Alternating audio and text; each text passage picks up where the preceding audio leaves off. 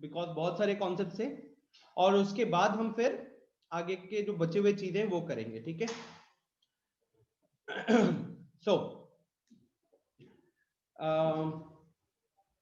सबसे पहले a quick revision. कोई चीज में अगर कोई डाउट है तो प्लीज पूछिएगा। सबसे पहले the topic was vectors, right. Vector क्या होता है? तो vector is a quantity which has magnitude. तीन चीजें आपके डेफिनेशन में होना चाहिए, क्या क्या? It should have magnitude plus direction plus it should follow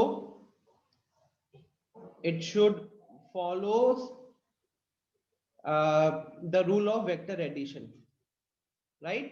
Follows the rule of vector addition, ठीक है। अब यहां पे क्या होता है, जैसे मैंने लास्ट क्लास में भी इंफॉर्म किया है, स्टूडेंट्स मैग्नीट्यूड और डायरेक्शन तो लिखते हैं, लेकिन वो कहां पे मिस आउट कर जाते हैं? वो मिस आउट कर जाते हैं ये मेंशन करने में कि हमें वो रूल ऑफ वेक्टर एडिशन भी फॉलो करना चाहिए। और अगर आपको वो इसका एग्जांपल वगैरह पूछेंगे तो आप करंट का फ्लो वगैरह के बारे में कह सकते हो कि करंट का डायरेक्शन होता है लाइक कन्वेंशनली तो हम लोग उसको opposite to the flow of electrons मानते हैं। मैग्नीट्यूड भी होता है, 3 एम्पियर करंट है, 4 एम्पियर करंट है, राइट। लेकिन वो वेक्टर एडिशन फॉलो नहीं करता है। Okay, good morning Hrithik. Hrithik भाई साहब आ गए फाइनली क्लास में। ऋतिक, पता है दिसंबर का मंथ है, शायद मैंने आपको लास्ट नवंबर के मंथ में कभी देखा था। रोशन, अगर फोन स्विच ऑफ होगा तो गलती आपकी है ना, फोन चार्ज में रखना था। Okay, next. इसके बाद हमने बात किया था रिप्रेजेंटेशन के लिए, ठीक है, रिप्रेजेंटेशन ऑफ अ वेक्टर के लिए। तो गाइज हम लोग ये तो आप सबको पता है कि हम एक लाइन सेगमेंट बनाते हैं और लाइन सेगमेंट पे एरो देते हैं। लाइन सेगमेंट बनाते हैं और लाइन सेगमेंट पे एरो देते हैं। तो we actually take the help of a directed line segment. Okay, directed line segment. अच्छा, मैं लोगों से थोड़ा सा अनम्यूट करके भी पूछवाता हूं ताकि पता चले लोग जिंदा है या फोन ऑन करके सो तो नहीं गए। सो स्टार्ट करते हैं। श्रेया, ए बी वेक्टर को लिखते कैसे हैं?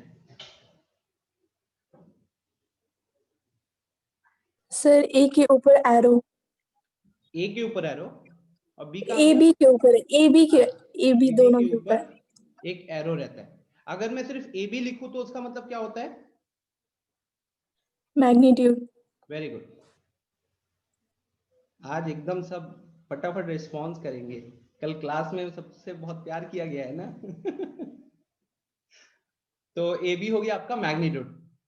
इसी के साथ साथ हम लोग ये भी शो करते हैं, ए बी के ऊपर एरो लगाकर साइड में मॉड का साइन दे देते हैं, ठीक है। Even this means magnitude, okay, even this means magnitude. so this should be clear to everyone, fine.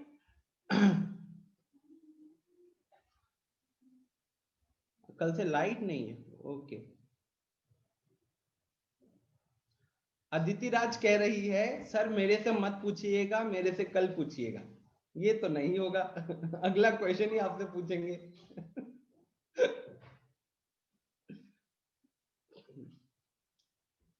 आज तो वैसे मुझे पता है कि अदिति राज पूरे 1.25 घंटे प्रॉपर फोन के आगे बैठी रहेगी। आज उसका नाम लो और यस सर आएगा। सो रिप्रेजेंटेशन हो गया। रिप्रेजेंटेशन के बाद हमने मैग्नीट्यूड की बात कर ली, ठीक है। और डायरेक्टेड लाइन सेगमेंट, अगर कोई चीज नहीं समझ में आ रहा है बताना, बिकॉज ये चीजें हमने ऑलरेडी लास्ट क्लास में की हुई है, मैं बस क्विक रिवीजन करवा रहा हूँ, ठीक है। तो रिप्रेजेंटेशन के लिए हम एक डायरेक्टेड लाइन सेगमेंट का हेल्प लेते हैं।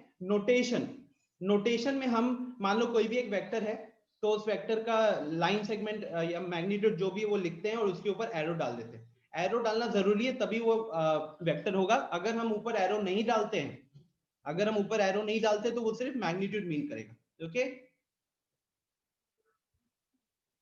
Next, after representation then we have types of vectors, ठीक है। टाइप्स ऑफ वेक्टर्स, या फिर हम ये भी कर सकते हैं मल्टीप्लीकेशन ऑफ अ वेक्टर। चलो अदिति राज अनम्यूट करो।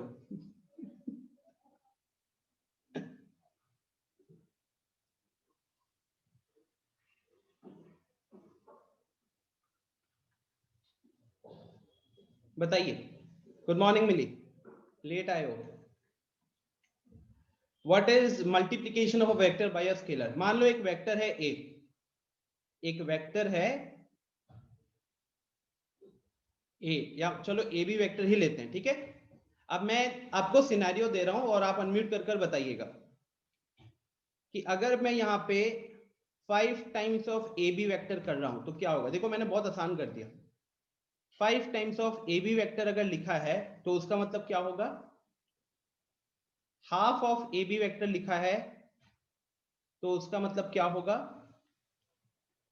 And -7 times of A B vector लिखा हुआ है तो उसका मतलब क्या होगा। मैग्नीट्यूड और डायरेक्शन दोनों के टर्म्स में बताना है। हाँ ठीक है, चैट में आंसर दो जल्दी। बाकी लोग आप भी ट्राई कीजिए, चैट में आंसर दीजिए।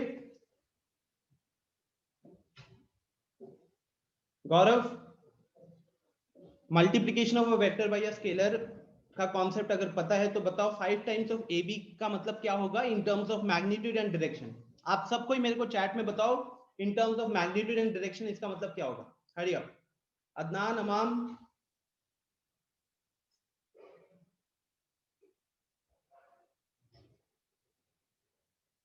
प्रीति कुमारी, PREETI, रिस्पॉन्स आना चाहिए आपके एंड से। Rupali, same is the case with you. Shubham, Vivek, Pavnesh अभी तक आया नहीं है। दोनों अंकित गायब है।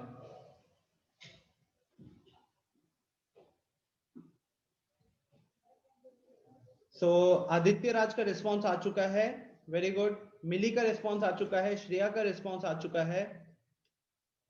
नहीं श्रेया, गलत है आपका आंसर। गौरव ने सही रिस्पॉन्स दिया है। गौरव, मैं बोला ही नहीं कि आप सो रहे हैं।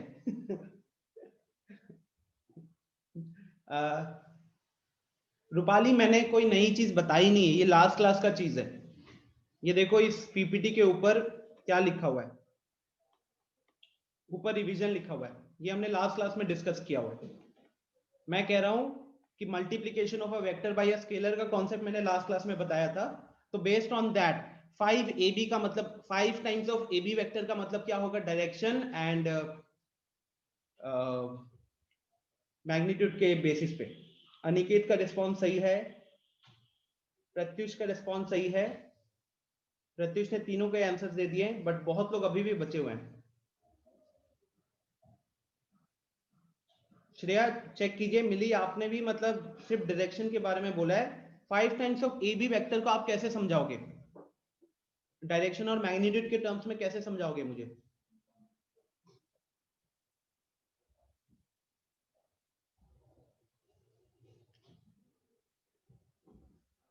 ठीक है गौरव।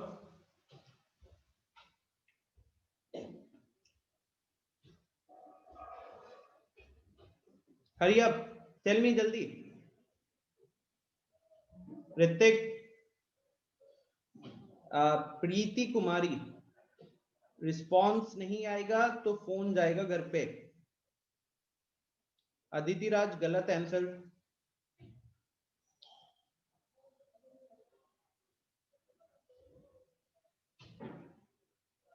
आदित्य राज ने तीनों क्वेश्चंस का आंसर सही दिया है। तो अभी तक सिर्फ आदित्य राज एंड अनिकेत ने, आदित्य राज एंड प्रत्युष ने प्रॉपर कंप्लीट आंसर दिया है तीनों क्वेश्चंस का।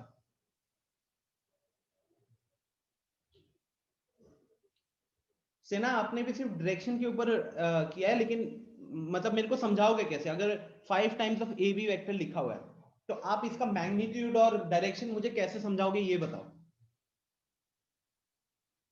ऋतिक, इनकम्प्लीट आंसर है। आधा नंबर भी नहीं दूंगा मैं, 1/4, 25 पैसा नंबर दूंगा। अनिकेत ने भी प्रॉपर आंसर दे दिया है। 3 लोग हो चुके हैं। ऋतिक, आप सिर्फ डायरेक्शन के बारे में बोल रहे हो, वो गलत है। मतलब इस तरीके से आंसर नहीं होगा।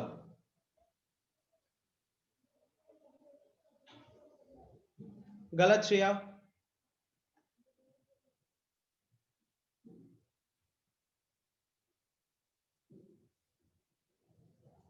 चलो आई थिंक बहुत लोगों को दिक्कत हो रही है। प्रीति समझाने वाला चीज है ही नहीं। लास्ट क्लास अगर पढ़े हो ना ठीक से, आई थिंक आप लास्ट क्लास में प्रेजेंट नहीं थे।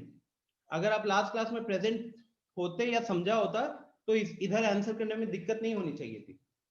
ठीक है, दिस इज ये बस दिखा रहा है कि कितने लोगों ने लास्ट क्लास में ये कॉन्सेप्ट को समझा है। तो देखो क्या होता है कि जैसे ये ए बी वेक्टर है, अब इस वेक्टर का मतलब अगर मैं ए बी वेक्टर लिख रहा हूं तो दो चीजें हमको कहीं ना कहीं पता होती है। हमको उसका मैग्नीट्यूड पता रहता है और हमें उसका डायरेक्शन पता रहता है। ठीक है, आप जब बोलते हो कि सर ये ए बी वेक्टर है, तो जब आप कह रहे हो अपने मुंह से कि सर ए बी वेक्टर है, तो दो चीजें क्लियर होनी चाहिए कि उसका डायरेक्शन और मैग्नीट्यूड हमें पता होगा। तो उस केस में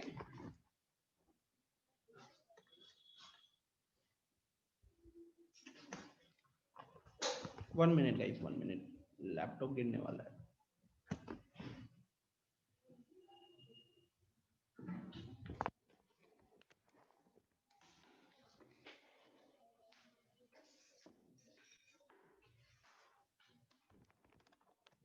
okay, so I was saying कि हाँ, तो इस चीज को सिंपली समझो कि जब k times of A B vector किया गया होगा, जब k times of A B vector किया गया होगा, where k is a scalar quantity. Scalar quantity मतलब एक फिक्स नंबर होगा। ठीक है, k एक फिक्स नंबर होगा। तो उस केस में इसका जो मैग्नीट्यूड होगा, उस केस में इसका जो मैग्नीट्यूड होता है वो होता है k टाइम्स, वो होता है आपका k times the magnitude of A B vector. k times the magnitude of A B vector. ठीक है, तो मान लो कि 5 टाइम्स ऑफ ए बी दिख रहा है ना उधर, 5 times of A B vector, इसका मतलब है पहले वाले का मैग्नीट्यूड क्या हो गया होगा। अगर पहले ए बी का मैग्नीट्यूड था 4 यूनिट का, तो अब वो 5 गुना हो गया होगा, अब वो 20 हो गया होगा। सेकेंड वाले में half of A B vector लिखा हुआ है, मतलब पहले ए बी वेक्टर का जितना भी मैग्नीट्यूड था अब वो हाफ हो गया होगा। Next -7 times of A B, तो प्लस या माइनस आपको सिर्फ डायरेक्शन बताता है, तो माइनस को साइड रखो थोड़ा टाइम के लिए। 7 टाइम्स ऑफ ए बी मतलब इसका जो भी मैग्नीट्यूड होगा ना वो 7 गुना हो गया होगा। तो k times of A B vector हम जब भी करते हैं तो मैग्नीट्यूड क्या होता है, जो मैग्नीट्यूड होगा वो ओरिजिनल वेक्टर का k टाइम्स हो जाता है। ठीक है, फिर बात होती है डायरेक्शन के ऊपर। तो जब बात होती है डायरेक्शन के ऊपर, तो इसके लिए हम चेक करते हैं कि k पॉजिटिव है या नेगेटिव है, k पॉजिटिव है या फिर नेगेटिव है। अगर k पॉजिटिव है तो डायरेक्शन सेम किसका, ए बी वेक्टर का जो डायरेक्शन था k टाइम्स ऑफ ए का भी वही डायरेक्शन होगा अगर k पॉजिटिव है तो। ठीक है, मान लो ए बी वेक्टर का डायरेक्शन था नॉर्थ की तरफ और आपने कर दिया 5 times of A B vector, तो क्योंकि अभी हम 5 मल्टीप्लाई कर रहे हैं, पॉजिटिव नंबर है, तो पॉजिटिव नंबर से जब आप एक वेक्टर को मल्टीप्लाई करोगे तो उसका डायरेक्शन चेंज नहीं होता है, उसका डायरेक्शन सेम रहता है। ठीक है, लेकिन वही अगर हम एक नेगेटिव नंबर से मल्टीप्लाई करते हैं तो डायरेक्शन एग्जैक्टली अपोजिट हो जाता है। तो अगर पहले वेक्टर था मान लो नॉर्थ की तरफ जा रहा था उसका डायरेक्शन, और आपने -5 के साथ मल्टीप्लाई किया, तो क्योंकि आप एक नेगेटिव नंबर के साथ मल्टीप्लाई कर रहे हो तो ये -5 times of A B vector का जो डायरेक्शन होगा वो नॉर्थ के ऑपोजिट में हो जाएगा। नॉर्थ का ऑपोजिट मतलब साउथ के केस में हो जाएगा। ठीक है, तो अब इसी के अकॉर्डिंग में अगर मैं इसको आंसर करना चाहूं तो यहाँ पे मैग्नीट्यूड क्या हो जाएगा, ए बी वेक्टर का 5 टाइम्स हो जाएगा और डायरेक्शन रहेगा same as of A B vector. A b का डायरेक्शन जो था 5 टाइम्स ऑफ ए बी का डायरेक्शन भी वही रहेगा। हाफ ऑफ ए बी वाले में क्या होगा कि डायरेक्शन मैग्नीट्यूड हो जाएगा आधा और डायरेक्शन रहेगा सेम। ठीक है, and -7 times of A b में क्या होगा, 7 गुना हो जाएगा मैग्नीट्यूड, और क्योंकि नेगेटिव नंबर है तो डायरेक्शन हो जाएगा opposite to A b, direction हो जाएगा अपोजिट टू ए बी। ठीक है, हाँ गौरव, डायरेक्शन सिर्फ माइनस लगाने पर चेंज होता है। ठीक है, सिर्फ माइनस लगाने पर चेंज होता है। ओके गाइस, तो कोई भी आप में से ये नहीं बोलेगा कि -7 AB का मतलब है मैग्नीट्यूड -7 टाइम्स हो गया। आप में से कोई भी ये नहीं बोलेगा कि मैग्नीट्यूड -7 टाइम्स हो गया, ठीक है, ये ध्यान रखिएगा। इसका रीजन ये है, इसका सिंपल सा रीजन है, कह सकते हो आप, प्रॉपर्टीज जब आप पढ़ोगे ना बुक में, एनसीईआरटी में आप देख लेना, properties when a vector is multiplied by scalar, a vector is multiplied by scalar। एक मिनट, एक बार स्क्रीन शेयर करके देखते हैं एनसीईआरटी में प्रॉपर्टीज दी हुई हैं कि नहीं, वरना मैं खुद ही लिख दूंगा।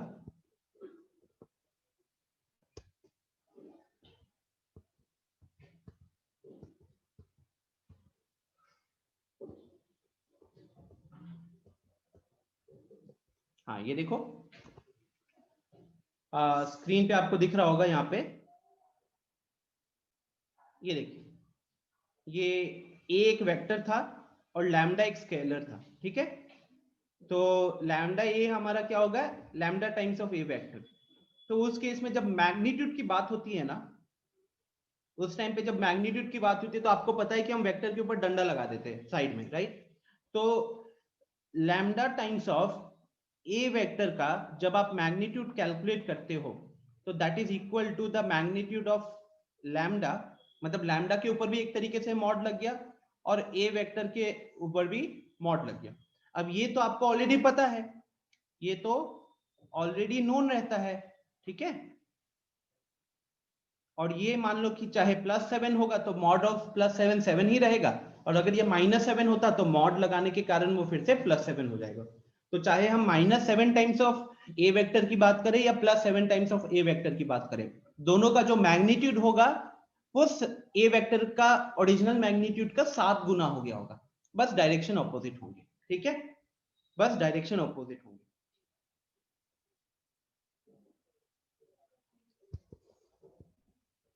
ये आपके वो रहे। चलो, so back to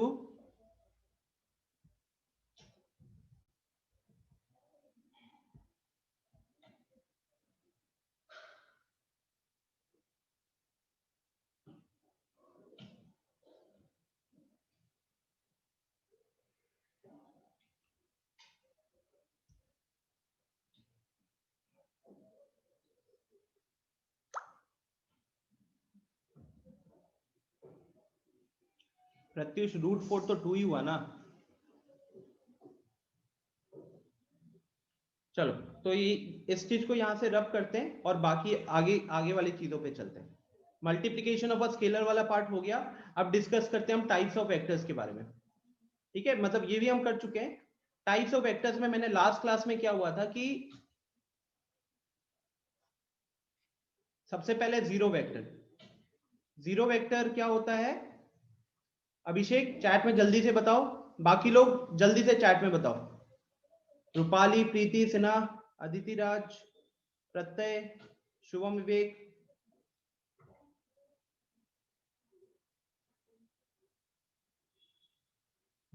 अमाम, Adnan, hurry up. What is a zero vector? Very good Gaurav.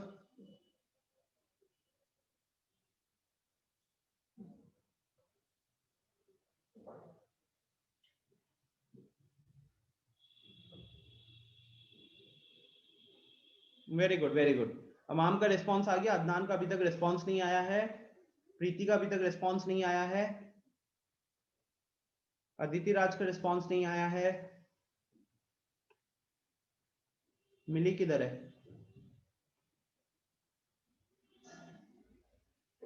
Very good. तो वेरी गुड, वेरी गुड, चलो बहुत लोगों का रिस्पॉन्स आया। तो it's a vector whose magnitude is 0, एक ऐसा वेक्टर जिसका मैग्नीट्यूड 0 होता है। अब मैग्नीट्यूड 0 होने का मतलब क्या हुआ गाइस? मैग्नीट्यूड 0 होने का मतलब है कि उसका इनिशियल पॉइंट और उसका टर्मिनल पॉइंट या फाइनल पॉइंट दोनों के दोनों क्या है, दोनों के दोनों सेम है, ठीक है। Initial point and final point दोनों के दोनों सेम है। डायरेक्शन के ऊपर भी आपको एक कमेंट करना होता है ना, क्योंकि वेक्टर के बारे में बात कर रहे हैं। तो डायरेक्शन क्या होता है?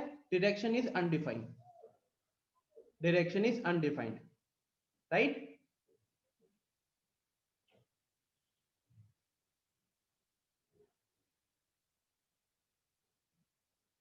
प्रत्येक क्या लिखे हुए? Vector, shaving and mark.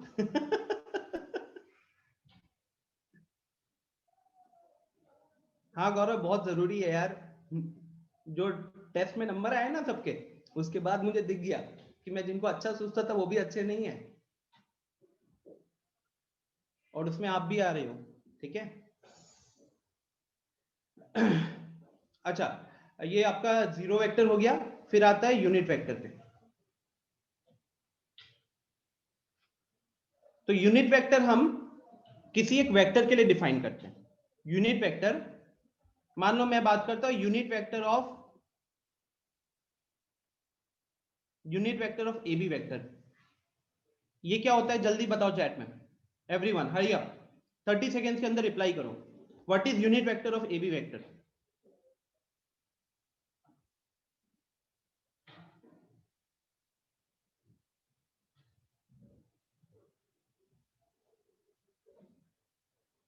ठीक है आदित्य। धोखा, एक कह रही है धोखा हो गया आपके साथ। बहुत लोग धोखा दे रहे हैं आजकल मेरे को।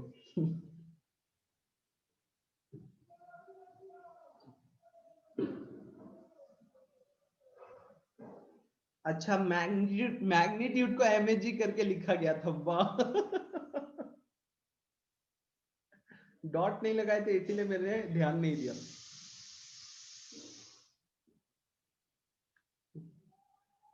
सबसे बड़ा दगाबाज प्रत्युष यहाँ पे अभी तुम ही हो, ठीक है? दगाबाज रे कर रहे हो। Okay, so unit vector. आज तो बीच में बहुत प्यार करूंगा आप सबको। Unit vector of A B. तो जैसे कि यहाँ पे क्या होता है, अ वेक्टर, ठीक है, it's a vector whose magnitude is 1। देखो यही स्टाइल में लिखते हैं। Magnitude is 1 and direction is same as of, direction is same as of. अच्छा, ये सब पे इस बार मैं ज्यादा फोकस क्यों दे रहा हूं? क्योंकि जो आप लोगों की कॉपीज थी ना, टेस्ट वाली कॉपीज, वो टेस्ट वाली कॉपीज में मैंने देखा कि जो 20 ऑब्जेक्टिव क्वेश्चन थे, उस 20 ऑब्जेक्टिव क्वेश्चन में मैक्सिमम लोगों ने 7 से 8 नंबर ही स्कोर किया था। इसका मतलब क्या, बेसिक्स में लटके हो, और अगर बेसिक्स पे लटके हो तो फिर मुश्किल क्वेश्चन कहां से सॉल्व होने वाला है?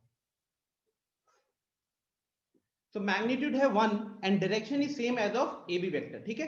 अच्छा, अब इसका रिप्रेजेंटेशन क्या होता है? तो ए बी के ऊपर लगाते हैं टोपी, ए बी के ऊपर लगाते हैं टोपी, कैप, ठीक है?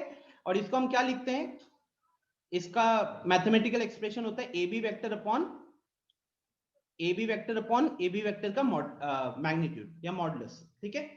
तो A B cap is equal to A B vector upon A B vector का मैग्नीट्यूड। ऑब्वियस सी बात है भाई, डिनोमिनेटर में कोई चीज दिख रहा है वो जीरो नहीं हो सकता, तो जीरो वेक्टर के लिए आप यूनिट वेक्टर डिफाइन नहीं कर सकते, जीरो वेक्टर के लिए आप यूनिट वेक्टर डिफाइन नहीं कर सकते।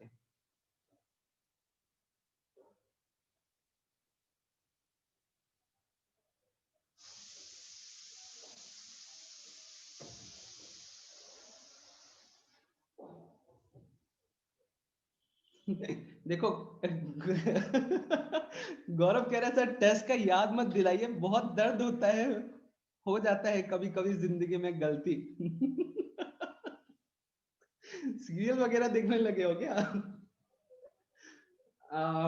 ठीक है, ये अपना हो गया। अच्छा, एक यहाँ पे मैं एग्जांपल लिखता हूं, एक मैंने यहाँ पे ए बी वेक्टर डाला, जल्दी से बताना सबको, हाँ सिंपल सा लिख रहा हूं, आई कैप माइनस जे कैप, आई कैप माइनस जे कैप का यूनिट वेक्टर क्या होगा? हरी अब, आई कैप माइनस जे कैप का यूनिट वेक्टर क्या होगा?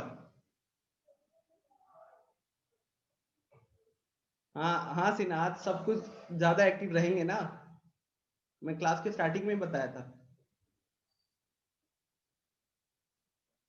प्रत्यय भी लिख रहा है, बहुत दुख होता है सर, दिल से बुरा लगता है टेस्ट को याद करके, आगे आगे देखो होता है क्या। ओके, तो यहाँ पे हमें क्या करना है, सबसे पहले गाइस वेक्टर तो हमें ऑलरेडी पता है, हमारा सबसे पहला काम क्या होगा, हमारा सबसे पहला काम होगा इसका मॉडुलस कैलकुलेट करना। तो इसका मॉडुलस कैसे कैलकुलेट करते हैं हम, ये आई कैप हो गया, जे कैप हो गया, इन सब के आगे जो कांस्टेंट है उस कांस्टेंट को उठा के स्क्वायर करते हैं। तो इसके आगे भी 1 है, इसके आगे -1 है, 1 का स्क्वायर 1, -1 का स्क्वायर भी 1, उनको ऐड करोगे तो 2 आ जाएगा। अगर किसी को इसका मॉडुलस कैलकुलेट करने में दिक्कत है तो भाई साहब फिजिक्स कैसे कर लिए 11th में, तो ए बी वेक्टर का मॉडुलस हो गया आपका √2। तो therefore our A B cap will be equal to I cap by √2, I cap by √2 minus J cap by √2। ठीक है, ये आपका यूनिट वेक्टर हो गया, किसी भी यूनिट वेक्टर को आप ऐसे निकालोगे। ठीक है, नेक्स्ट इज, फिर आप लोगों को जो अगली चीज जो बात हुई थी वो ये था कि unit vector for coordinate axis, ठीक है, उसका नाम दिया गया है, जो आई जे के था इसका भी क्या नामकरण था,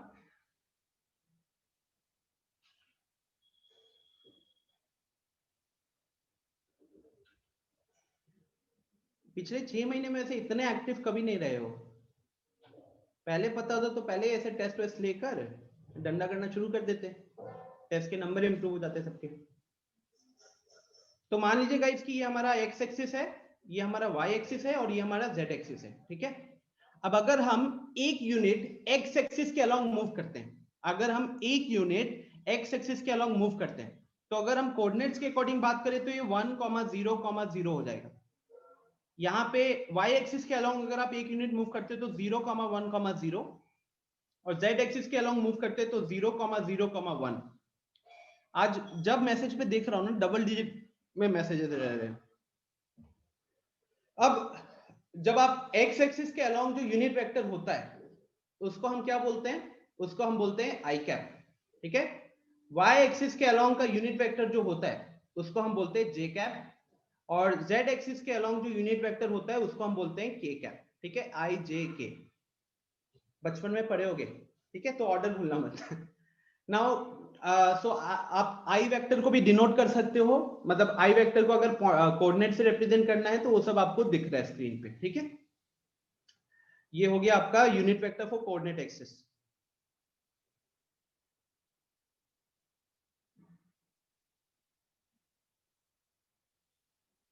कुकर का सीटी बज रहा है, सीरियल ऋतिक √1 नहीं √2।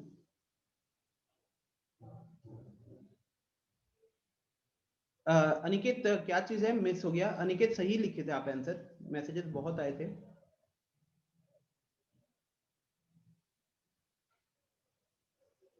मैं किसी का नाम तो ले ही नहीं रहा हूं। ओके, देन फिर हमने क्या देखा था गाइस, हमने देखा था पोजीशन वेक्टर। ठीक है, पोजीशन वेक्टर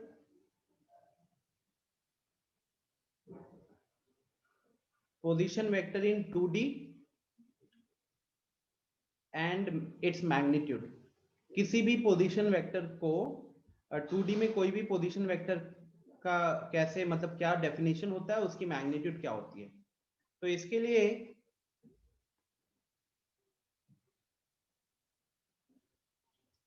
सिंपली ये सारी चीजें एक एक नंबर में कुछ भी आ सकता है।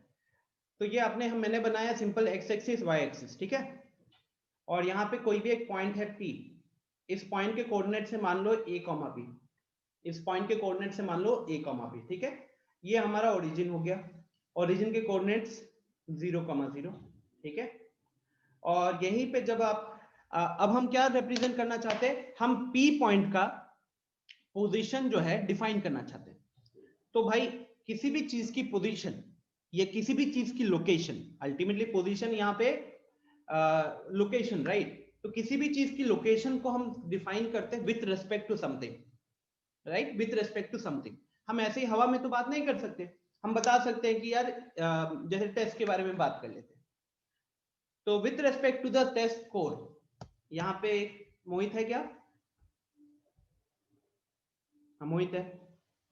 तो टेस्ट जो हुआ था उसमें पोजीशन वाइज अगर बात करें तो आगे से टॉप किया था संचित ने, 61 या 67 लाया था 80 में से, और पीछे से टॉप किया था मोहित ने, जिसने 80 में से 2 नंबर लाए थे।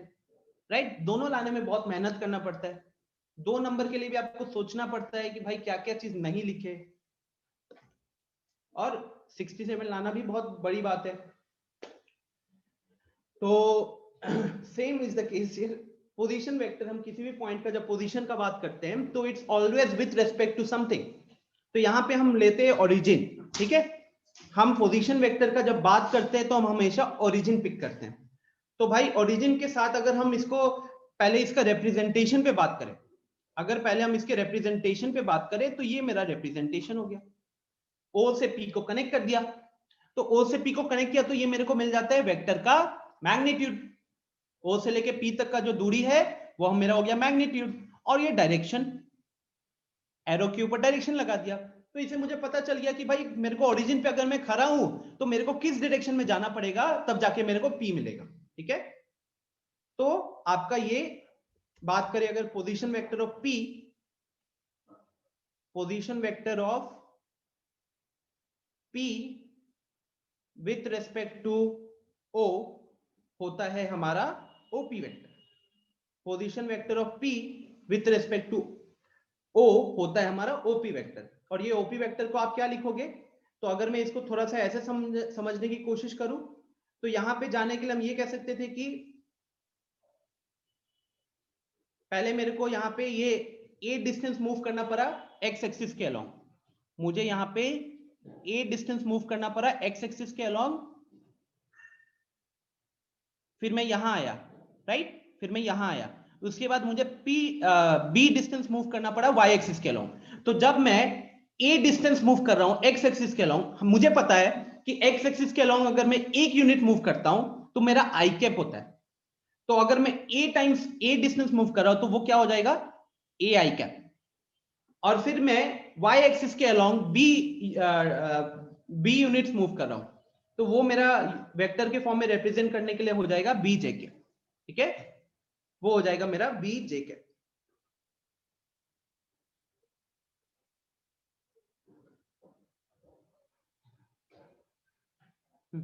कोई कह रहा है बेइज्जती प्रो, कोई कह रहा है एग्जाम के एग्जाम्पल के साथ बेइज्जती। कॉपी जो चेक किया ना फैकल्टी, वो उस टाइम पे उसकी भी बेइज्जती होती है।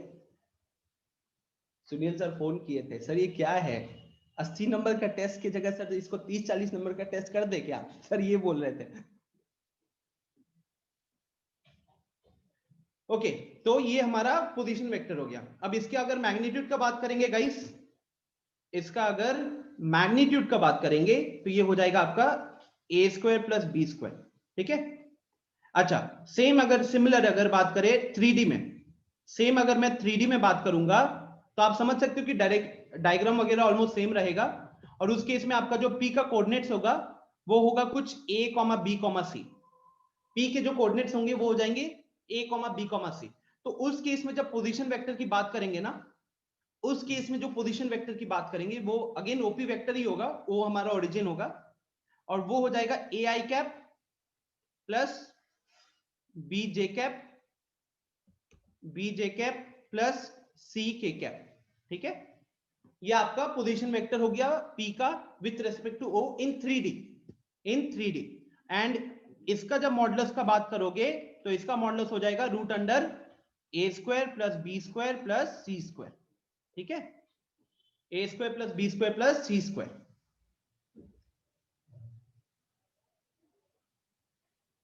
ओके, नेक्स्ट इज, अच्छा अभी तक जो भी चीजें डिस्कस की थी वो हमने लास्ट क्लास में किया हुआ था। अब 2-3 वेक्टर्स हैं जो मुझे डिस्कस करना है, जो लास्ट क्लास में मैं डिस्कस नहीं कर पाया था टाइम के कारण।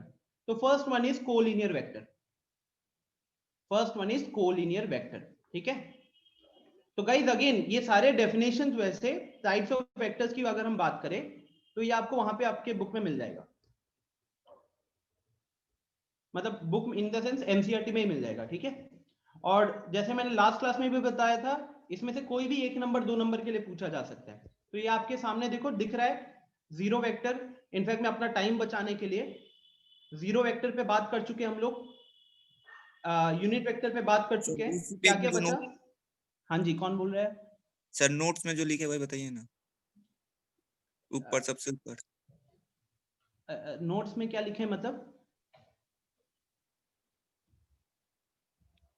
ऋतिक क्या एल कह रहे? Square plus N square equal to 1 but A square plus B square plus C is not equal to 1। कहाँ पे लिखा मैंने ये? सर सबसे ऊपर नोट्स में लिखा हुआ है, बुक में। अच्छा अच्छा, बुक में कह रहे हो, सबसे ऊपर लिखा हुआ है। अरे ये तो डायरेक्शन कोसाइन के बारे में बात कर रहा है ये ना। वन में note that L square plus M square, ये डायरेक्शन कोसाइन के बारे में बात कर रहे हैं। अभी मैं डायरेक्शन कोसाइन पे आया नहीं हूं, इसलिए थोड़े टाइम के लिए वेट करो, ठीक है? ये मैं बताऊंगा जरूर, ओके? टेंशन नहीं लेने का। हाँ, तो जीरो वेक्टर और यूनिट वेक्टर के बारे में बात कर चुके हैं। अब देखो ये है को इनिशियल वेक्टर। को इनिशियल वेक्टर, इनिशियल पॉइंट पता है ना वेक्टर का? तो को इनिशियल वेक्टर्स क्या होंगे? कोई भी दो या दो से ज्यादा वेक्टर्स का अगर इनिशियल पॉइंट सेम हुआ, कोई भी दो या दो से ज्यादा वेक्टर्स का इनिशियल पॉइंट अगर सेम हुआ, तो उसे हम बोलते हैं को इनिशियल वेक्टर्स, ठीक है? डायग्राम से अगर रिप्रेजेंट करना चाहूं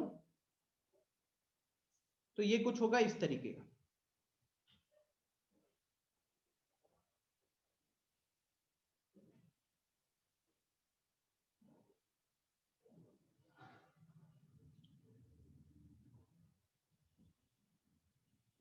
ये पॉइंट है ओ, यहाँ पे ए है, यहाँ पे बी है और यहाँ पे सी है। ऋतिक यही सेम चीज अपने लास्ट क्लास पे भी पूछा था यार, तब तो समझा भी नहीं था मैं। तो ये आपका ओ ए वेक्टर, ओ बी वेक्टर, ओ सी वेक्टर, तीन अलग अलग वेक्टर है। तीनों का डायरेक्शन अलग है, शायद मैग्नीट्यूड भी अलग होगा, राइट? एग्जैक्ट तो स्केल से बनाया नहीं है, लेकिन तीनों के इनिशियल पॉइंट सेम है। तीनों के इनिशियल पॉइंट सेम है। तो यहाँ पे ओ ए वेक्टर हो गया, ओ बी वेक्टर हो गया एंड ओ सी वेक्टर हो गया। तीनों के तीनों को हम क्या बोलेंगे? को इनिशियल वेक्टर्स बोलेंगे। तीनों के तीनों को हम को इनिशियल वेक्टर्स बोलेंगे बिकॉज उनका इनिशियल पॉइंट सेम है, ठीक है? सिमिलरली को टर्मिनस भी होता है। दो, अगर दो या दो से ज्यादा वेक्टर्स का अगर फाइनल पॉइंट सेम होता है तो उसको हम को टर्मिनल या को टर्मिनस वेक्टर्स भी बोलते हैं। क्योंकि अभी वो यहाँ पे नहीं है तो that is not important, but the word is I think को टर्मिनस या को टर्मिनल, टर्मिनस या टर्मिनल है, ठीक है? उस केस में उनका फाइनल पॉइंट सेम होता है, इनिशियल पॉइंट अलग होता है। अलग हो भी सकता है, जरूरी नहीं है। ये आप कोलिनियर से समझोगे। कोलिनियर वेक्टर्स, कोलिनियर वर्ड तो आपको पता है। जब भी दो कोलिनियर वर्ड हम लोग कोऑर्डिनेट ज्योमेट्री में यूज करते थे कि दो पॉइंट्स, दो सॉरी तीन या तीन से ज्यादा पॉइंट्स कोलिनियर तब होते हैं जब वो सेम स्ट्रेट लाइन के ऊपर लाई करते हैं। और यहाँ पे कोलिनियर वेक्टर्स का मतलब क्या होगा? If they are parallel to the same line, if they are parallel to the same line irrespective of their magnitude and direction. तो कोई भी दो वेक्टर्स या दो से ज्यादा वेक्टर्स को हम कोलिनियर वेक्टर कब बोलेंगे? जब वो सेम लाइन के पैरेलल हो, और उस केस में हम मैग्नीट्यूड और डायरेक्शन को नहीं देखते हैं। इसको मैं डायग्राम से समझाता हूं। मान लीजिए कि मैंने यहाँ पे एक यहाँ वेक्टर एक लाइन ड्रॉ किया, ठीक है? मैंने यहाँ पे लाइन ड्रॉ किया और ये मेरा लाइन था, ये डायरेक्टेड लाइन सेगमेंट है एल, या डायरेक्टेड लाइन, सिंपल मान लो डायरेक्टेड लाइन है एल। अब इसके पैरेलल में, इसके पैरेलल में एक ये बनाया, फिर इसके पैरेलल में और बना रहे ये वाला, ठीक है? और दोनों ही केस में, एक केस में मान लो कि ये आपका यहां से लेके यहां तक हो रहा है, ये डायरेक्शन है, और दूसरे केस में यहां से लेके यहां तक इसका मैग्नीट्यूड और डायरेक्शन ऑपोजिट है। तो इस केस में अगर मैं इसका नामकरण कर दूं, ये हमारा ए बी हो गया और ये मेरा पी क्यू हो गया। तो ए बी वेक्टर और पी क्यू वेक्टर को हम कोलिनियर वेक्टर्स बोलेंगे because they are parallel to the same directed line, because they are parallel to the same directed line. और गाइस जब हम पैरेलल लाइंस की बात करते हैं तो हम लेंथ की बात तो नहीं करते, तो उससे भी रिलेट कर सकते हो कि इसलिए यहाँ पे मैग्नीट्यूड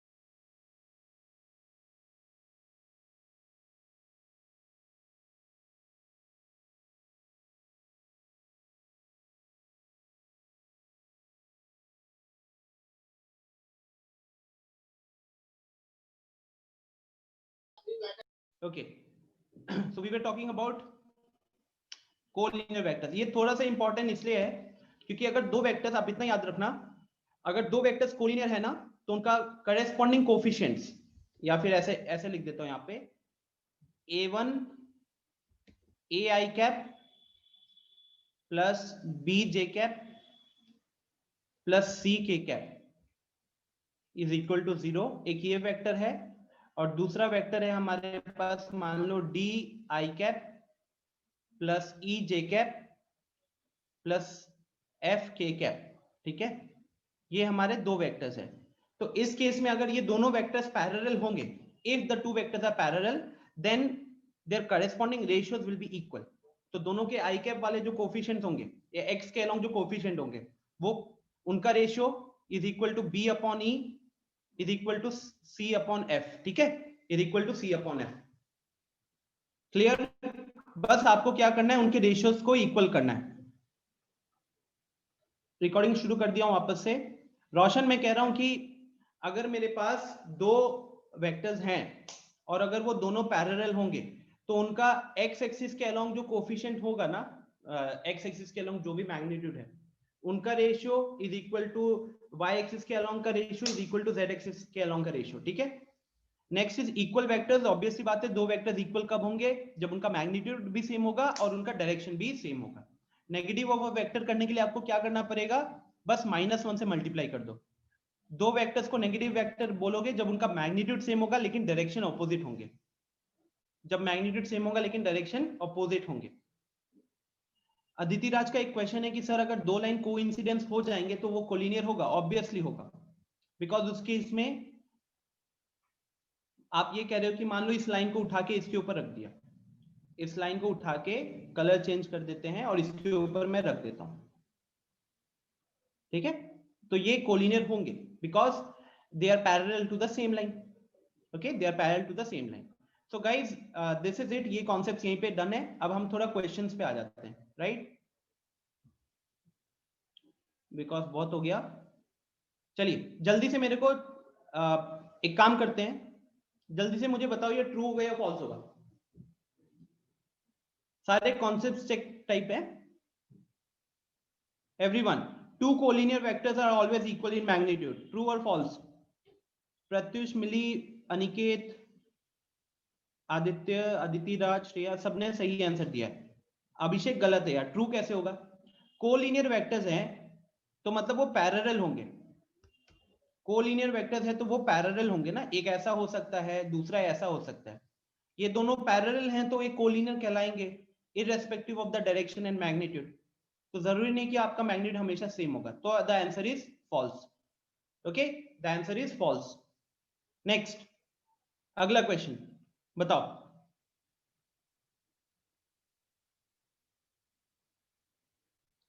क्या होगा इसका answer? Two vectors having same magnitude are collinear. ये कह रहा है कि दो वेक्टर्स का अगर मैग्नीट्यूड सेम है तो वो कोलिनियर होगा। ट्रू और फॉल्स? शाश्वत गलत, बाकी सबने सही आंसर दिया अभी तक।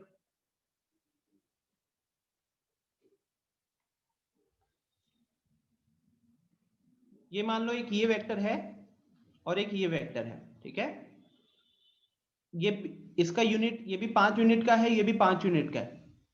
इनका मैग्नीट्यूड सेम है लेकिन क्या इनका डायरेक्शन सेम है? नहीं, डायरेक्शन सेम नहीं तो कोलिनियर तो होंगे ही नहीं, ये तो मीट कर जाएंगे कहीं पे।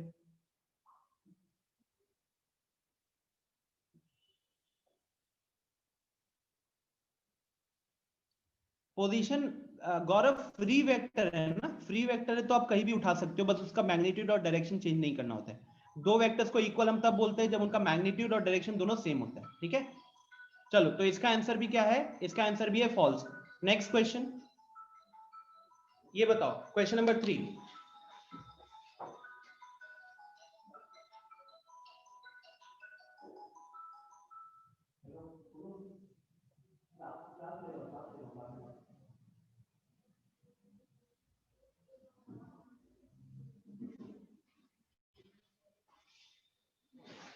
हाँ बताइए क्या है इसका answer? Two collinear vectors having same magnitude are equal. कोई भी दो कोलिनियर वेक्टर के अगर मैग्नीट्यूड सेम होंगे तो क्या वो इक्वल होंगे? यहां पे लोग गड़बड़ करेंगे। प्रत्यय गलत, प्रत्युष गलत,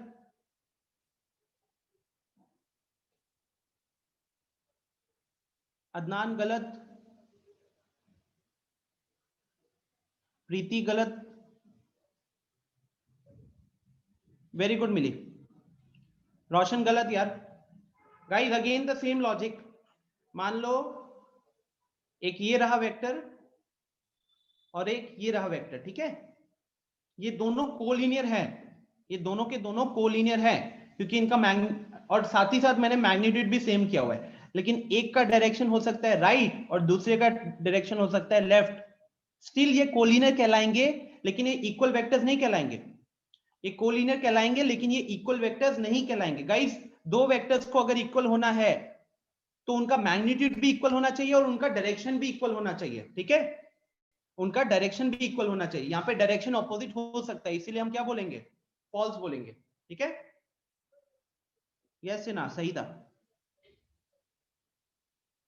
अरे अनिकेत ऐसा कुछ नहीं है यार आप जितना पहले मैसेज किया ना निकल गया है, बीच में 2-3 में मैसेज कर दो। आज सब एक्टिव है एक्चुअली, पहले 2-3 लोग रेस्पॉन्ड करते थे, आज एक ही बार में मैसेज डबल डिजिट में पहुंच जा रहा है। चलो नेक्स्ट आपके सामने, find values of X and Y for which the given vectors are parallel. दोनों वेक्टर्स पैरेलल है। कन्हैया चैट शो कर रहा है।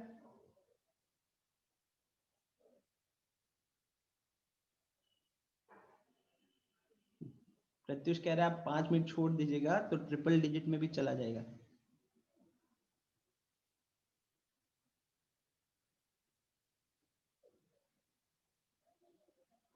हरी अब ऋतिक सॉल्व करो।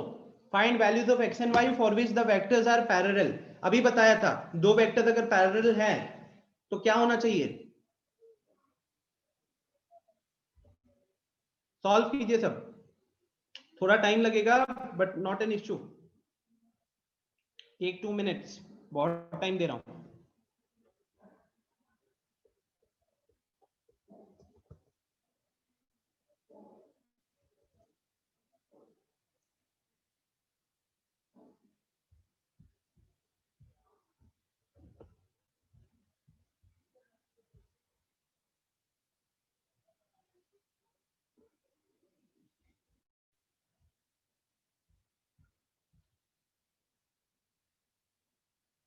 Okay Gaurav, without pen and paper थोड़ा ट्राई करो। गाइस इक्वल नहीं करना है ना, आप x+2 को x-1 के साथ इक्वल नहीं करोगे, उस केस में तो x कट जाएगा। वेरी गुड प्रत्यय, प्रत्यय फर्स्ट स्टूडेंट है जिसने इसको सही सॉल्व किया। शाश्वत ने भी सॉल्व कर लिया, ओ रोशन ने भी सॉल्व कर लिया, वेरी गुड। प्रीति कुमारी गलत आंसर दिए हो, चेक करो। प्रीति आपको इक्वल नहीं करना है, आपने इक्वल करके निकाला ना, वहां पे गलत हो रहा है आपसे। दो अभी बताया था, दो वेक्टर्स अगर पैरेलल होते हैं तो उनके कोफिशिएंट्स का रेशियो इक्वल होता है। आई कैप वाला कोफिशिएंट, जे कैप वाला कोफिशिएंट, के कैप वाला कोफिशिएंट्स का रेशियो इक्वल होगा। Hurry up.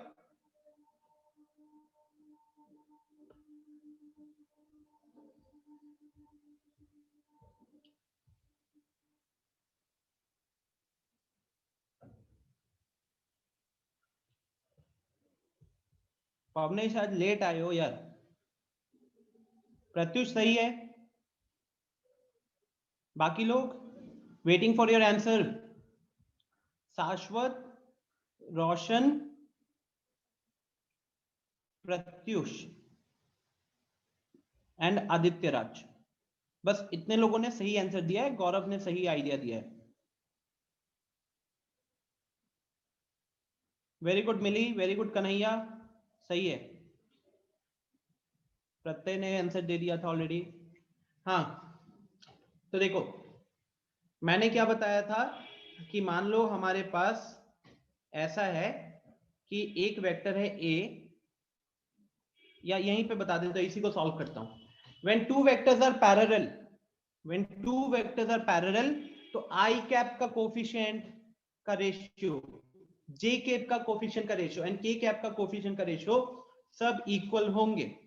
So if they are already parallel ना, since a vector and b vector are parallel, ये ऑलरेडी क्वेश्चन में दिया हुआ है, तो आप लिख सकते हो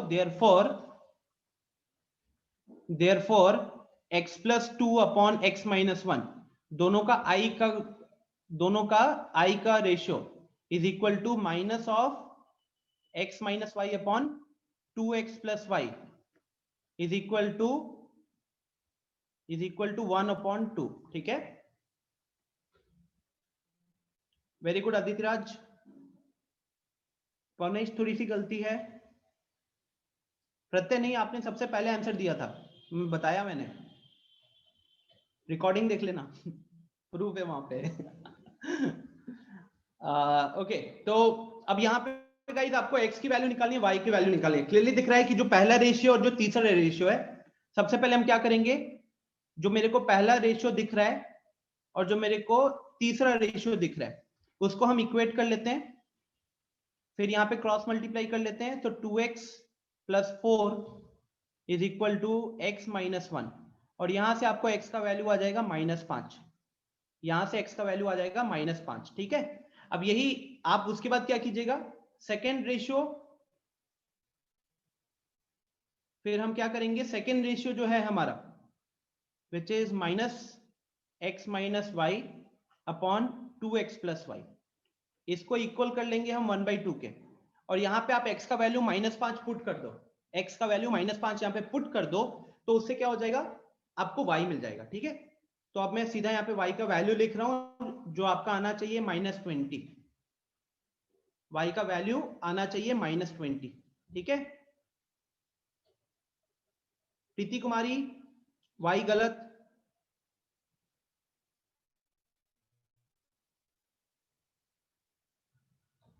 सिन्हा आंसर नहीं आया था। Okay, I hope this is clear to everyone. Next question, आइए जी, कीजिए अगला क्वेश्चन। अब इसके लिए 3 मिनट का टाइम देते हैं, पिछले क्वेश्चन से 1 मिनट बढ़ा दिए।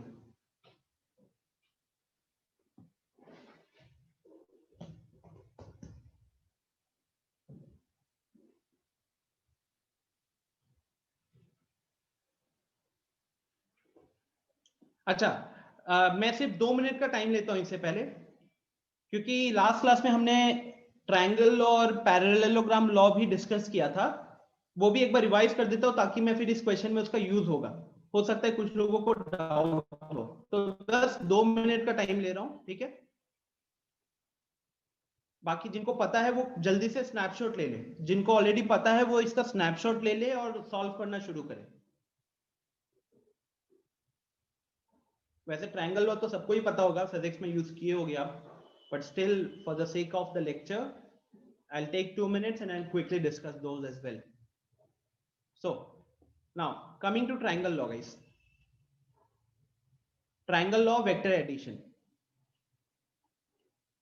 तो ट्रायंगल लॉ वेक्टर एडिशन कहता है कि अगर मैंने एक ट्रायंगल के दो कंसेक्यूटिव साइड्स को दो वेक्टर्स माना है, अगर मैंने एक ट्रायंगल के दो कंसेक्यूटिव साइड्स को दो वेक्टर माना हुआ है, तो एक आपका ए बी वेक्टर हो गया, ए बी के बाद कंसेक्यूटिव साइड आया बी सी, तो उस केस में A B vector plus B C vector जो होगा, सम ऑफ द वेक्टर्स, तो उस केस में A B vector plus B C vector जो होगा वो किसके बराबर होगा, that will be equal to the third side, इसका जो रिजल्टेंट होगा that will be equal to the third side but in the opposite direction.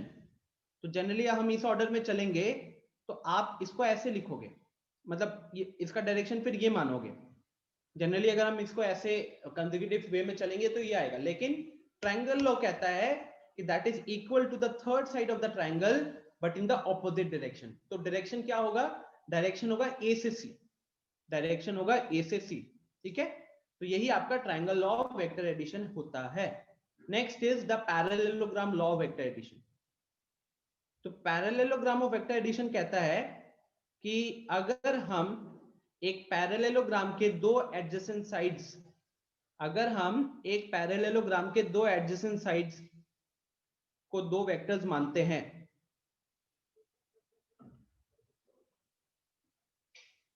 अगर हम एक पैरेललोग्राम के दो एडजेसेंट साइड्स को दो वेक्टर मानते हैं, तो ये एक आपका ए बी वेक्टर हो गया और ये आपका एक डी, ठीक है। तो उस केस में इन दोनों का जो रिजल्टेंट होगा,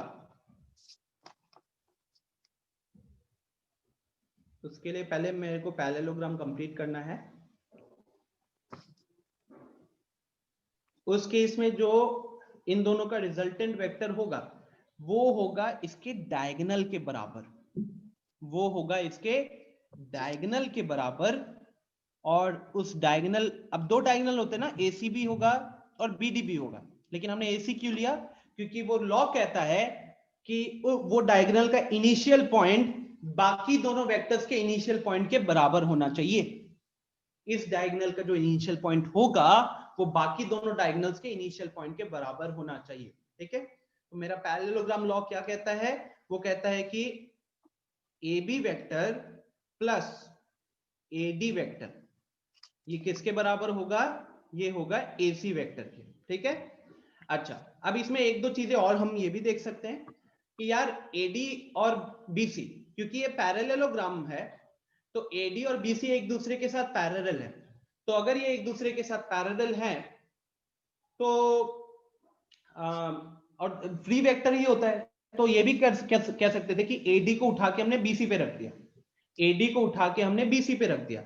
तो क्योंकि इन दोनों का मैग्नीट्यूड भी सेम है तो कहने के लिए एडी और बीसी हमारे इक्वल वेक्टर्स हो गए, एडी और बीसी हमारे इक्वल वेक्टर्स हो गए।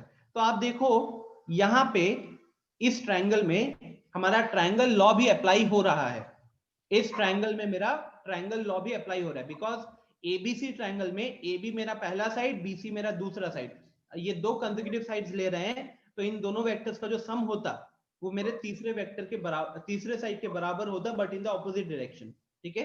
तो पैरेललोग्राम लॉ का डेफिनेशन अलग है, वो लिखिएगा जरूर, बट खुद को समझाने के लिए ये भी कह सकते हो कि इसको अगर हम उठा के बीसी पे ले आते तो ये ट्रायंगल लॉ वाली चीज ही एक तरीके से बोली गई है।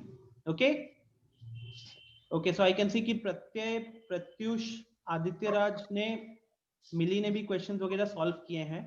ओके, तो ये मेरा लॉ रहता है। चलो अब ये क्वेश्चन पे आ जाते हैं, जल्दी से इसे सॉल्व करो, मैं आंसर बता रहा हूँ, चैट में आप लोगों को रिप्लाई कर रहा हूँ जिन लोगों ने सॉल्व कर लिया।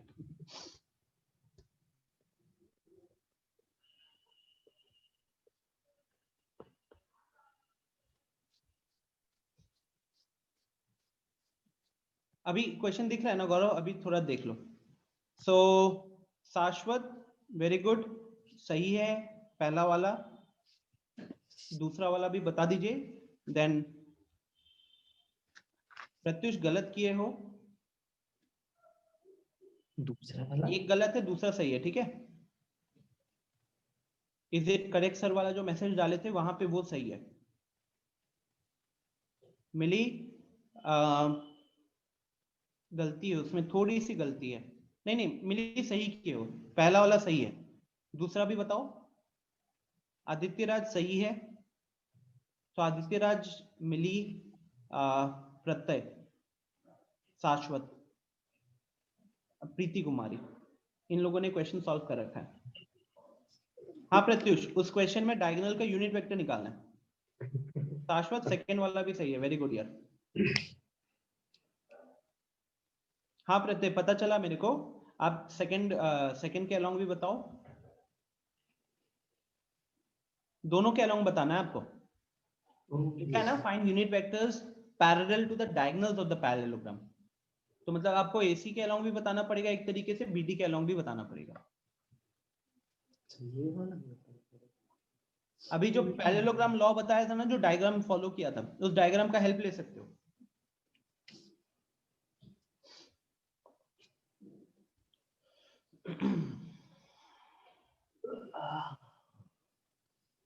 कौन है भाई ये वो कर रहा है? आदित्य राज, बहुत देर बैठ गए क्या? हाँ प्रत्यय, दोनों सही है। रूपाली, वेरी गुड, सही है आपका आंसर।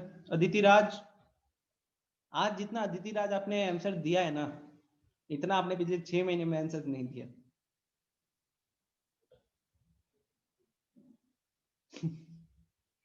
रोशन गलत किए हो, चेक करो Roshan. Guys I want everyone to solve this question on their own, I will be much happy if you can do it. Sinha very good, I think last वाले में 7 लिखना भूल गए। पवनेश वेरी गुड, कैप लिखने की जरूरत नहीं है पवनेश, पवनेश ने पूरा समझाने के लिए 3 लिखा है, फिर आई लिखा है, फिर कैप CAP लिखा है।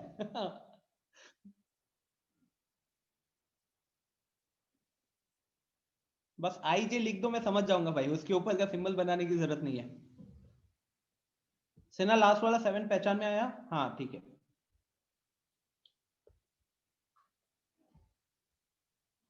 प्रीति कुमारी, नाउ इट्स करेक्ट। सो धीरे धीरे सारे लोगों का आंसर आ रहा है, वेरी गुड। अब कौन है जिन्होंने अभी तक रिस्पॉन्ड नहीं किया है? उसमें है अभिषेक रंजन, जिसने अब रिस्पॉन्स किया है।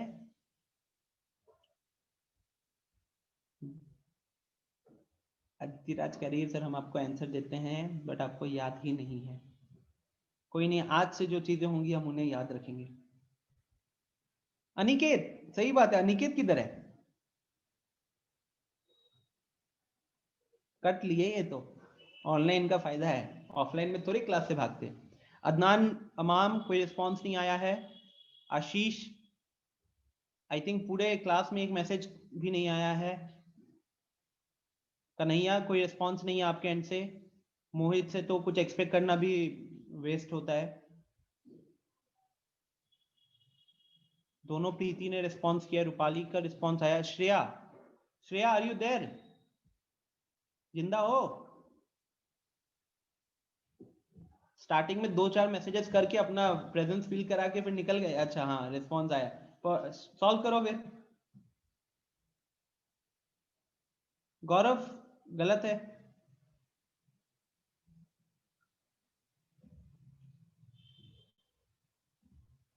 हाँ Pavnesh, I think minus sign कहीं से गलत लिखे हो, ठीक है, माइनस साइन की गलती है, बाकी सब सही लिखे हो, नंबर सारे सही है।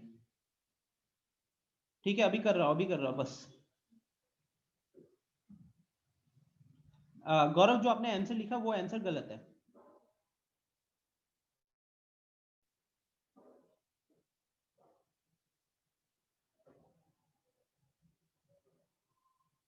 रोशन, आंसर गलत है, चेक कीजिएगा। कन्हैया सही है, वेरी गुड। चलो, तो I think you guys got enough time. अच्छा, मीनवाइल मैं एक काम करता हूँ, जो लोग हैं जिन्होंने जिनको मैं बता चुका हूँ कि आपने सही किया है, वो ये अगला क्वेश्चन है क्या मेरे पास? हाँ, इस अगले क्वेश्चन का स्नैपशॉट ले लो फटाफट। जिन लोगों को मैंने बोला वेरी गुड आपने सही किया है, अब वो ये स्नैपशॉट ले फटाफट, अब इसे सॉल्व करें। और जिनसे सॉल्व नहीं हुआ उनको मैं बताता हूँ। This will be the last question for the day, last question for the day. Snapshot ले लो जल्दी से,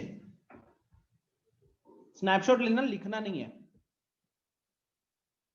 okay Pratyush. Adnan, very good Adnan, ऐसे ही रेस्पॉन्स चाहिए मेरे को आपके एंड से, ठीक है। अभिषेक पहुंच रहा है, बताया आपका आंसर गलत है।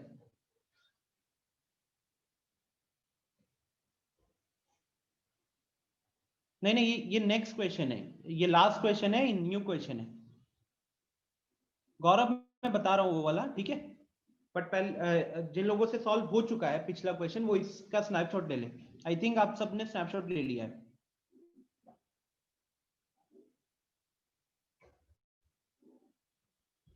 सो ठीक है, आई थिंक आप सबने स्नैपशॉट ले लिया होगा। ओके गौरव, आपने पहले ही बताया था ये चीज, आई कैन अंडरस्टैंड। हाँ तो देखो, सबसे पहले हम क्या करेंगे, we will make a parallelogram.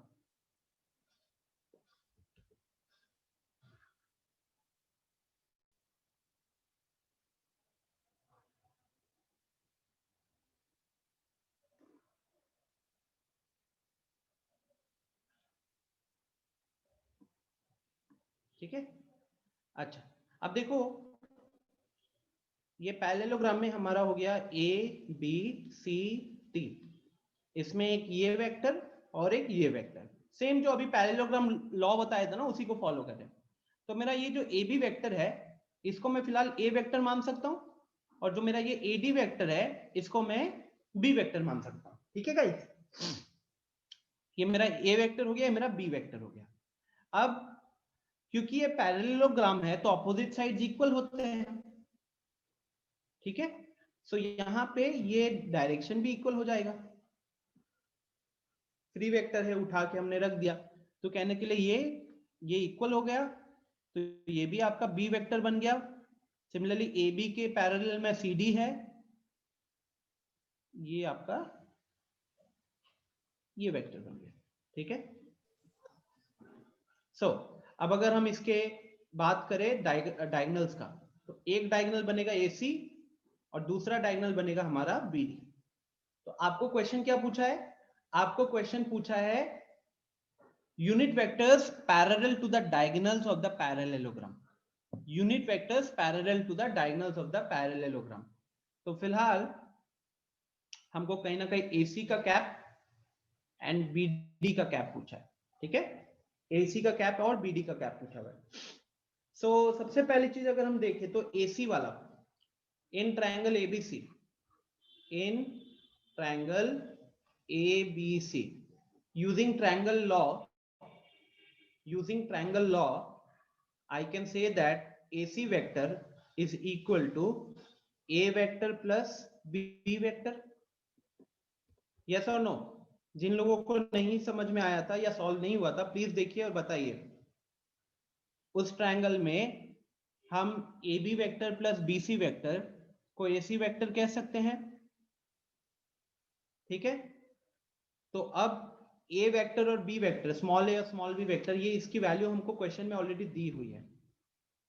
ठीक है, क्वेश्चन में ऑलरेडी इसकी वैल्यू दी हुई है। कितना है ये? I cap plus 2j cap plus 3k cap, और B में क्या है? B में है 2i cap plus 4j cap minus 5k cap. ठीक है, अब अगर हम इन्हें ऐड करते हैं तो i प्लस 2i कितना हो जाएगा? 3i हो जाएगा प्लस 6j हो जाएगा माइनस 2k हो जाएगा। ठीक है, यह हो गया हमारा AC वेक्टर। तो AC वेक्टर आ गया, AC वेक्टर आ गया, तो अब मेरे को AC का यूनिट वेक्टर निकालने में कोई दिक्कत नहीं होनी चाहिए। ओके, चैट देख लेते हैं।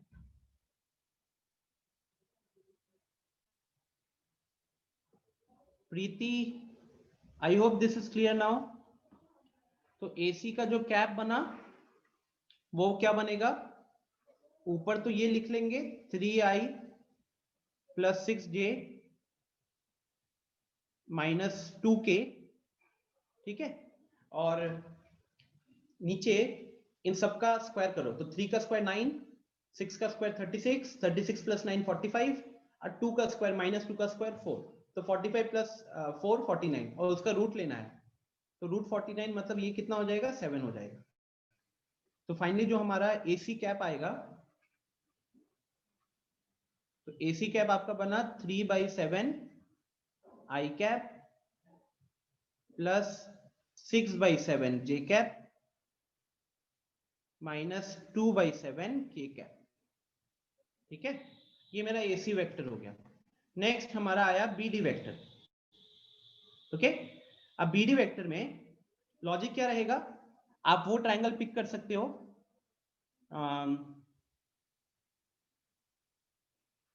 मान लो मैं पिक कर रहा हूं ट्रायंगल ABD, ट्रायंगल ABD। ठीक है, तो मैं बात कर रहा हूं BD वेक्टर के लिए, तो BD वेक्टर मतलब ये मेरा एरो हो जाएगा एक तरीके से। ठीक है, तो यहां अगर मैं पैरेललोग्राम ट्रायंगल लॉ लगाता हूं, तो ट्रायंगल लॉ लगाने के कारण AB vector plus BD vector is equal to AD vector हो जाएगा। तो यहां से मेरा BD वेक्टर कितना आ जाएगा? यहां से मेरा BD वेक्टर आ जाएगा AD vector minus AB vector. AB को हमने लेफ्ट हैंड साइड भेज दिया, तो ये कितना हो जाएगा उस केस में? ये आपका हो गया B vector minus A vector, क्योंकि AD हमारा B वेक्टर है, AB हमारा A वेक्टर है। तो यहाँ पे आप देखो यहाँ पे जिस तरीके से हमारा AC vector A plus B आया था, यहाँ पे BD में वो B माइनस A आया, ठीक है। तो फिर यहाँ पे हमने इनको ऐड किया था, ऐड करके ये आया, फिर हमने मॉडुलस कैलकुलेट किया। यहाँ पे क्या करना पड़ेगा, यहाँ पे हम छोटा सा सब्ट्रैक्शन परफॉर्म करेंगे। सब्ट्रैक्शन परफॉर्म करने के बाद फिर आप उसका यूनिट वेक्टर कैलकुलेट करोगे, ठीक है।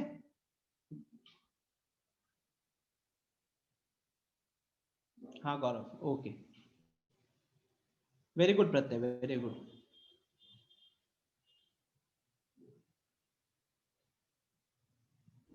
सो I hope this is clear to everyone. जिनसे भी सॉल्व नहीं हुआ था, आफ्टर द क्लास ऐसे भी PDF भी डाल दूंगा, so don't worry, and I hope ये क्लियर हो गया होगा। So let's move on to the next question. Pentagon.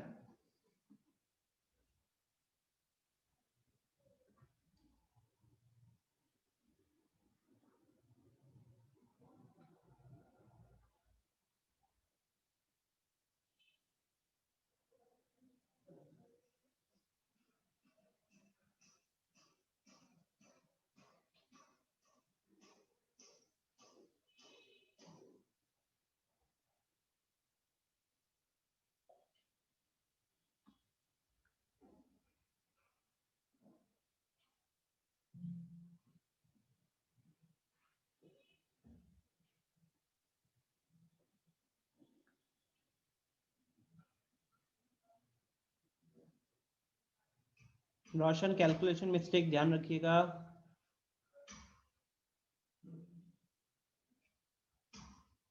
हाँ प्रत्युष ठीक है, कोई दिक्कत नहीं। शाश्वत एरिया अंडर 2 कर्व्स आएगा नहीं, area under 2 curves actually syllabus से हटा दिया गया ना, तो एनसीईआरटी के according I think exercise 8.2 has been remove. तो क्या कहते हैं, सुनील सर बोले आएगा। नहीं यार, नहीं आएगा, मैं बात कर लूंगा उनसे, क्योंकि हम ये बोर्ड्स के अकॉर्डिंग बना रहे हैं, ठीक है। बोर्ड्स के अकॉर्डिंग वो हटा दिया गया है।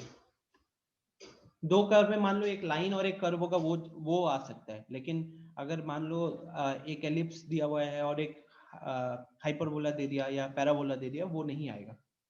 तो सुनील सर को मैं बता दूंगा किस टाइप के वो फॉलो करने हैं। एक्चुअली उन्होंने जो आपकी क्लास ली है ना, तो उन्होंने डिलीटेड सिलेबस आप लोगों को नहीं पढ़ाया, उन्होंने पूरा पढ़ाया जेई के अकॉर्डिंग। बट जो दिसंबर वाला जो टेस्ट प्लान किया मैंने और सौरभ ने, वो हमने प्लेन एंड सिंपल बोर्ड्स के अकॉर्डिंग प्लान किया, ठीक है। तो बोर्ड्स के अकॉर्डिंग ही सिलेबस आएगा उसमें।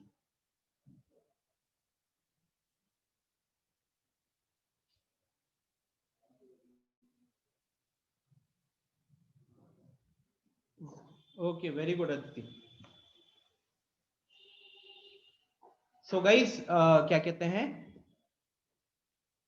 चलो मैं इसका सॉल्यूशन डिस्कस करता हूं, ठीक है।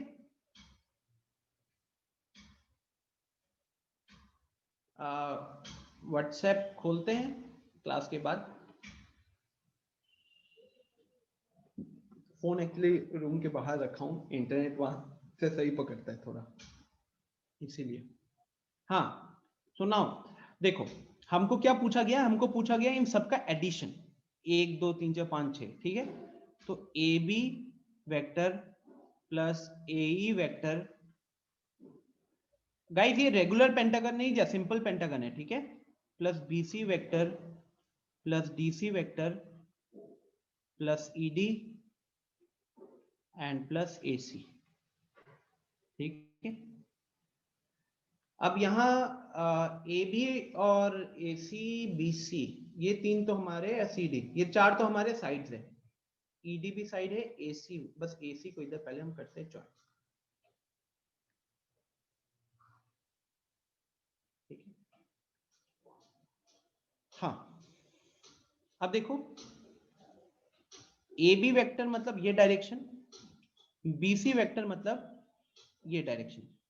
तो ट्रायंगल लॉ को फॉलो करते हुए AB vector plus BC vector को हम क्या लिख सकते हैं, AC वेक्टर लिख सकते हैं ना।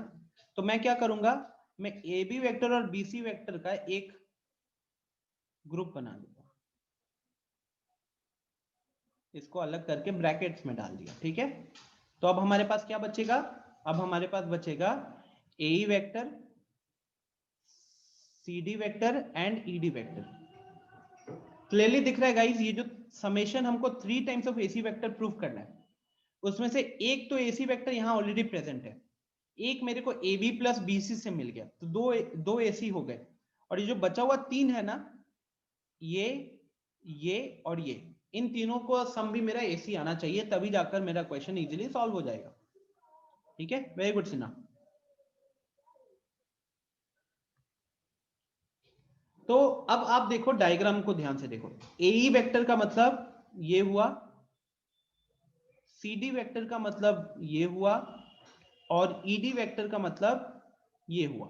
ठीक है, तो डायग्राम को अगर हम देखें तो एई वेक्टर प्लस ईडी वेक्टर, एई vector plus ED vector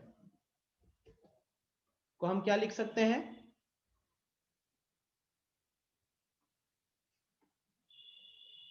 AD लिख सकते हैं ना। तो मैं क्या करूंगा, मैं वही पेयर बना दूंगा, एई वेक्टर प्लस ईडी वेक्टर, ये मैंने पेयर्स बना दिए, और क्या बचा मेरे पास बचा डीसी और मेरे पास बचा एसी। गाइस अगर एक भी लेटर किसी ने उल्टा लिख दिया ना तो क्वेश्चन में गड़बड़ हो जाएगा। So now A B plus B C के जगह हम क्या लिखेंगे, वो तो ट्राइंगल से दिख रहा है, AC vector, AE vector plus ED vector, AE vector plus ED vector using triangle law, it becomes AD vector। और अब इस AD वेक्टर को ध्यान से देखो, AD वेक्टर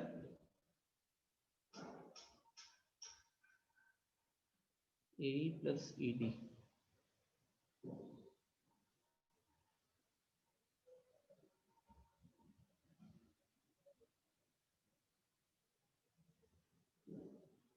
ठीक है। अब यहां एक AC आ चुका है, लास्ट में एक AC मेरे पास प्रेजेंट है। अब जो DC वेक्टर है ना वो प्लस DC दिया हुआ है, प्लस DC में आपको ध्यान रखना पड़ेगा कि, अच्छा डायग्राम को देखो, डायग्राम अगर मैं इस ट्रायंगल की बात करूं तो इस ट्रायंगल में अगर मैं ट्रायंगल लॉ लगाना चाहूं तो मुझे क्या दिख रहा है, AC vector plus CD vector, AC vector plus CD vector is equal to AD vector, right. मैं वो ट्रायंगल की बात कर रहा हूं, तो मैं मेंशन कर देता हूं ट्रायंगल का नाम, इन ट्रायंगल ACD। लेकिन जो क्वेश्चन में दिया है ना, क्वेश्चन में हमको CD नहीं, हमको DC दिया है, तो CD और DC में अंतर क्या होगा, एक दूसरे का नेगेटिव है। तो इसीलिए मैं यहाँ पे क्या लिख सकता हूं, मैं CD वेक्टर को लिख सकता हूं minus of DC vector, minus of DC vector, और ये तो ऐसे ही रहेगा।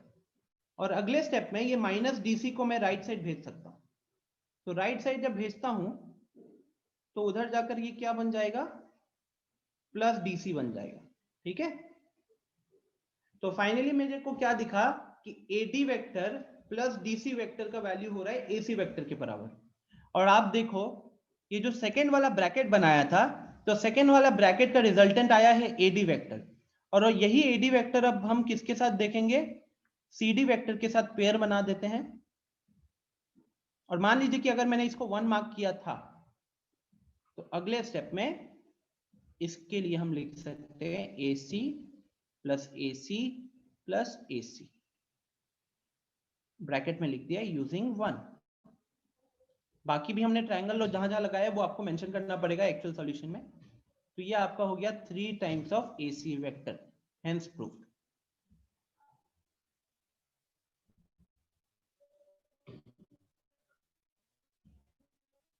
प्रत्युष एक मैसेज काफी है, कन्हैया, बाप रे, सही है कन्हैया।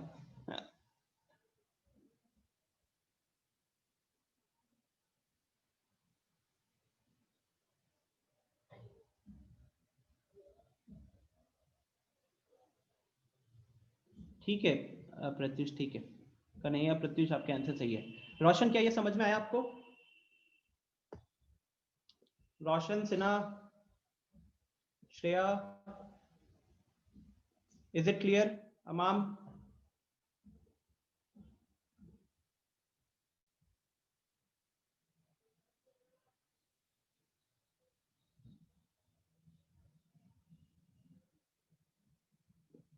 हाँ प्रत्यय ठीक है। रोशन,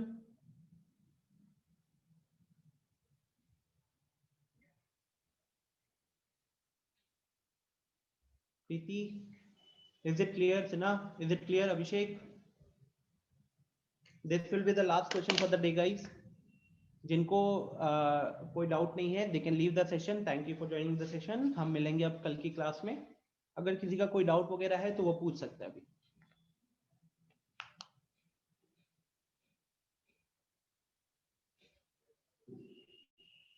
गौरव क्या कहते हैं, सेंटर पे आ सकते हो, ठीक है? मैसेज कर लो सेंटर में, टाइम बता देता हूँ, उस हिसाब से आप सेंटर पर आ जाना। आफ्टर द क्लास ही रखूंगा।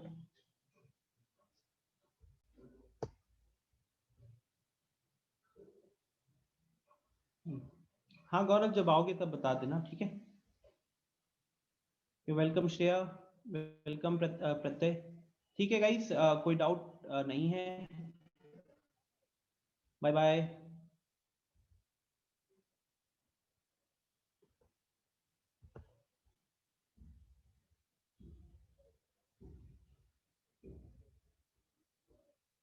चलो, तो थैंक यू एवरीवन।